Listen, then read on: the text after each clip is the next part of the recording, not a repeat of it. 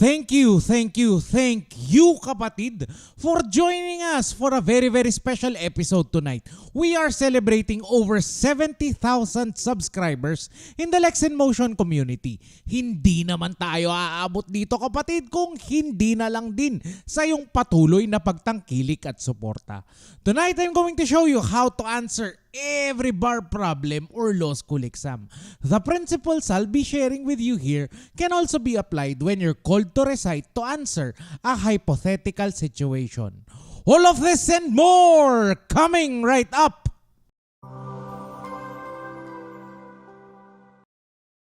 Hi, my name is Lex and welcome to Lex in Motion. In this channel, I'll be helping you build your competence, confidence, and capability in law school. Start today by hitting the subscribe button below. New episodes are posted every Friday. Tonight, I'm going to share with you a problem. I'll be flashing it on your screen and feel free to hit the pause button while you read it.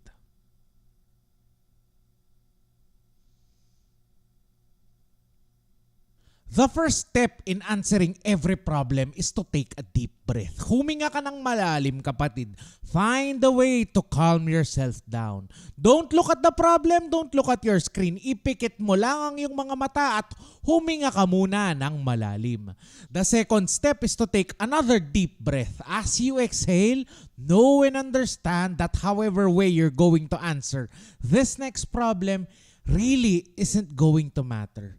Tuldok lang ito kapatid, it's a dot aspect, minutiae in the great grand story of your law school journey.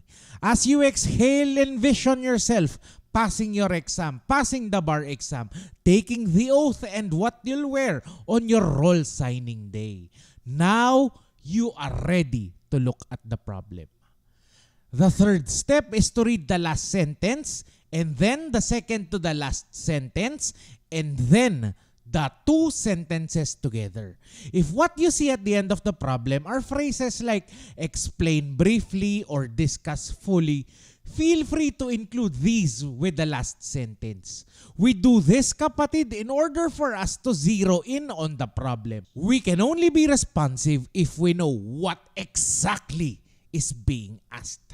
We skip ahead to the last sentence because this is where the question is usually asked. Let's look at the last sentence of the problem. Is Y correct?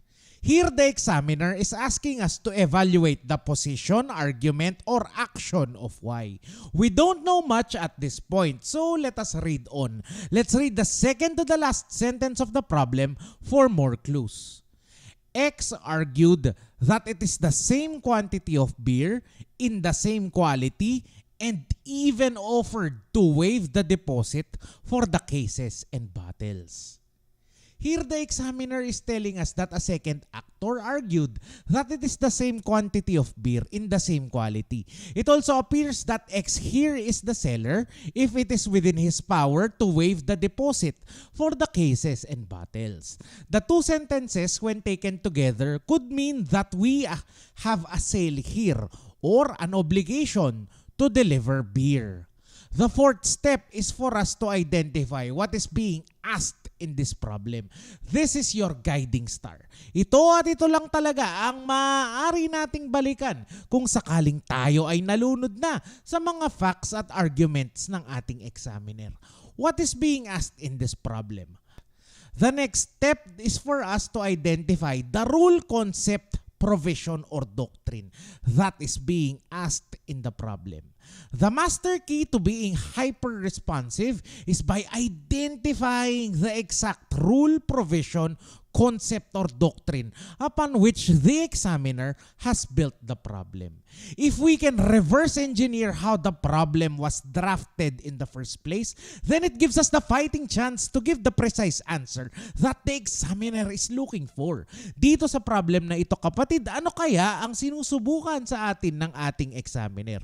What is the rule, concept, provision, or doctrine that is being tested in this problem? Write it down in the space provided. If what is being tested is still unclear to you based only on the last two sentences, then feel free to come back to this after the next step. Balikan mo na lang ito kapatid at huwag mo itong katatamaran. The next step, kapatid, is for us to read the problem from start to finish. We will look for bits and pieces, anything really, that will help us answer the question whether or not Y is correct. We will go over the problem line by line and look for clues that might help us give the examiner the answer he or she wants. If you see an actor, mark it. If you see the actor's action, mark it. If you think something might be relevant, mark it. All the others we can safely ignore as noise. I hope I'm making sense so far. Let's begin reading the problem from start to finish.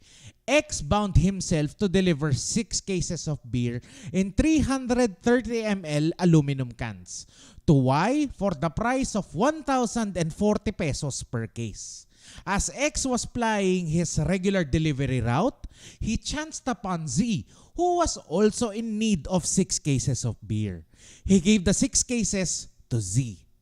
Here the examiner tells us about the obligation of X. He bound himself to deliver 6 cases of beer in 330 ml aluminum cans. Y, on the other hand, bound himself to pay 1,040 pesos per case. After marking our paragraph, it should look like this.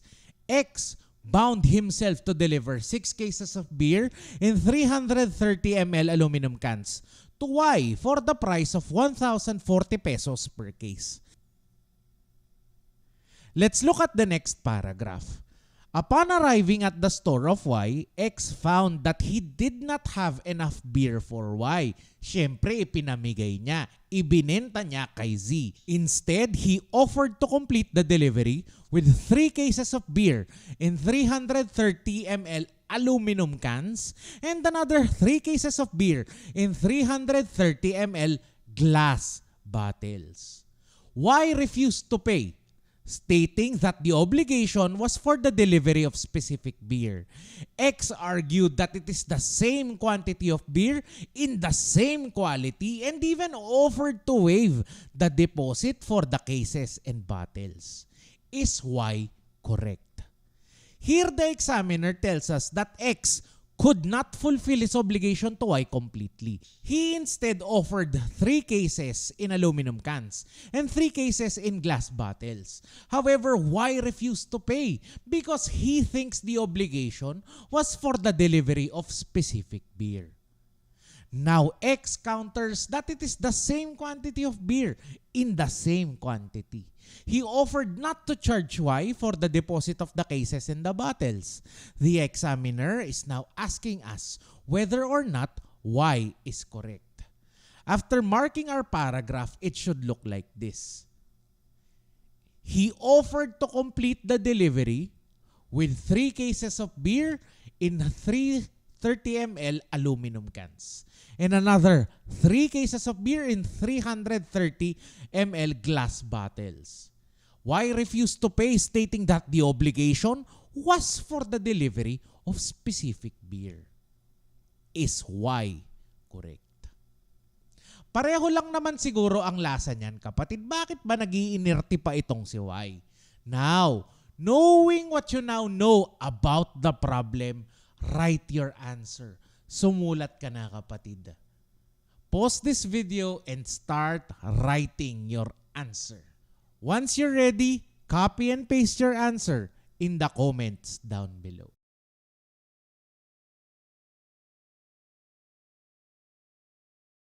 This problem, kapatid, is a good illustration of the technique called gaslighting. Gaslighting is the process of withholding information from the test taker in order to sow self-doubts and to a certain extent confusion. In gaslighting, the examiner writes a relatively short problem with very few details. There is not much to hold on and the student is left clutching straws in order to write a cohesive and comprehensive argument. Here we have a very short problem and we really have nothing much to go on. And the examiner's game here is to make us overthink, sweat it all out, and just waste plenty of our time and brain juice for a half-decent answer. When you really think about it, kapatid, 6 cases of beer in 330 ml aluminum cans, this is not a specific or determinate thing. A thing is specific when it is particularly designated or physically segregated from all others of the same class. A thing is specific when it can be identified individually. The usual textbook examples of specific or determinate things are usually cars with the plate numbers, phones with their IMEI numbers, or those that can be easily identified as the so-and-so painting of the so-and-so artist. When the obligation is for the delivery of a specific thing, it cannot be substituted against the will of the obligee. A generic thing, on the other hand, is any object designated only by its class, its genus, or species. A sack of rice is a generic thing. Walang kaibahan ng isang sakong bigas sa lahat ng sako ng mga bigas. A 500 peso bill is also a generic thing. It can be substituted by 5 pieces of 100 peso bills. It can also be substituted with any other 500 peso bill.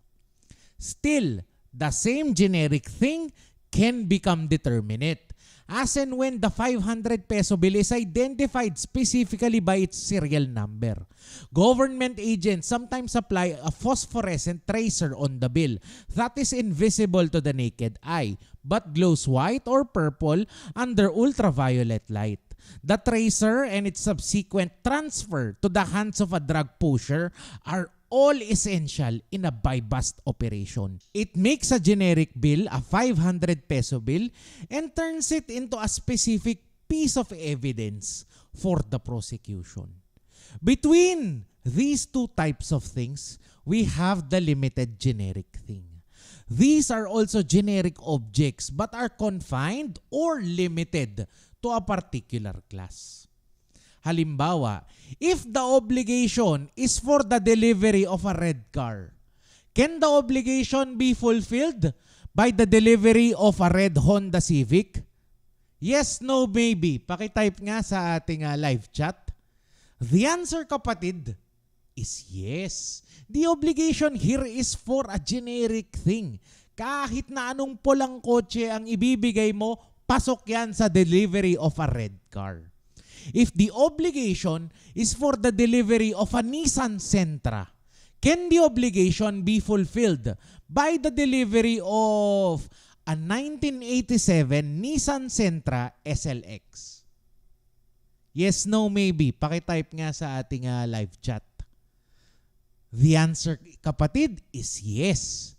The designation of the make of the car converts the obligation from generic to limited generic. The obligation may be fulfilled by the delivery of any Nissan Sentra from whatever year, whatever make, including the pickup version. Ay, napaka-rare niyan, kapatid, kung may makahanap ka pa. In whatever color. This obligation cannot be fulfilled, however, by the delivery of a 1992 Toyota Corolla GL because this car does not belong to the class of all the Nissan Sentras in the world. I hope I am making sense so far. If the obligation is for the delivery of an electric blue 1987 Nissan Sentra California SLX, can the obligation be fulfilled with the delivery of a red 1989 Nissan Sentra SGX? Yes, no, maybe. Pasok ba yan? Yes, no, maybe. The answer, kapatid, is no. The obligation here is for the delivery of a more limited generic thing. This means that the color has to be correct, the year has to be correct, and the model has to be correct. The Nissan California has more legroom, mas maluwag yan sa likod, pero mas konti ang space sa trunk. Google mo lang, kapatid, so you can see the difference. Suppose, kapatid, that the obligation is for the delivery of an electric blue 1987 Nissan Sentra California SLX with plate number XXX001. May it be fulfilled by delivering an electric blue 1987 Nissan Sentra California? The answer, kapatid, is no. The obligation now is for a determinate thing. It is now one piece in a class of one. One out of one.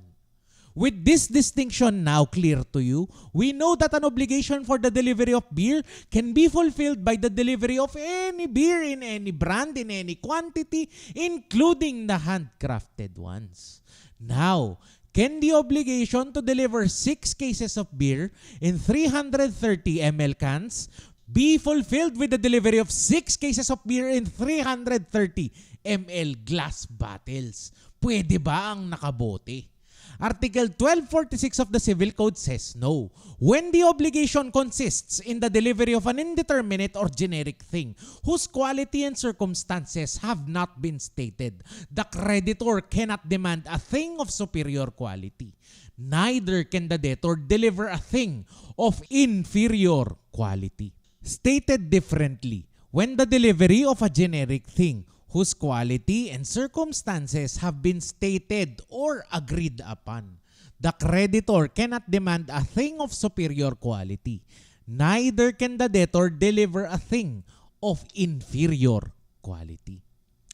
With all of that being said, we begin our suggested answer with Y is correct because the obligation is for the delivery of a limited generic thing.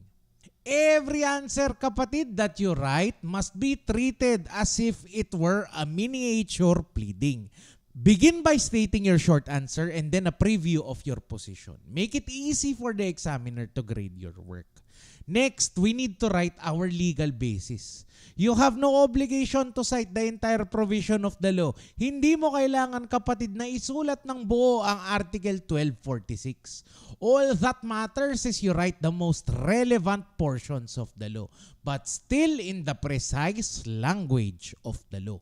According to our law on obligations and contracts, a limited generic thing is one that is confined to a particular class. It can be substituted by any of the same particular class. Our next line is our most important paragraph, our arguments. This is where you have to argue. Ilaban mo yan, kapatid. You cannot parrot back to the examiner the facts that he or she has written down. Wala siyang paki dito, kapatid, dahil siya ang nagsulat ng problem. Malamang sa malamang ay alam din naman niya ang kwento nito.